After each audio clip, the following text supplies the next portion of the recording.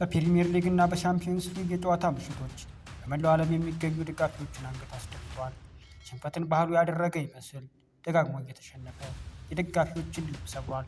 አሸናፊነት ታሪኩ በነበር የቀረ ይመስል ማሸነፍ ጋር ተኮራርፎ ዓመታትን አልፈዋል። ከቅርብ ዓመታት ወዲህ ግን ምስጋና ለስፓኒያ ያርዱ ሚኬል አርቴታ ይግባና ነገሮች ሁሉ ከልፋትና ከእንቅልፍ አልባ ሌሊቶች በኋላ ሰምረዋል።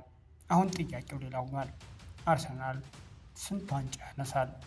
በዘንድሮ 2025/26 የውድድር ዘመን ለአራት ዋንጫዎች እየተጫወተ የሚገኘው አርሰናል ነገ ምሽት ከአራቱ ዋንጫዎች አንዱን ለማሳካት ከተቀናቃኙ ማንቸስተር ሲቲ ጋር ይጋጠማል። ዋንጫውን ማን ያሸንፍ ይሆን? አርሰናል ወይስ ማንቸስተር ሲቲ? ፔፕ ጋርዲዮላ ወይስ ሚኬል አርቴታ?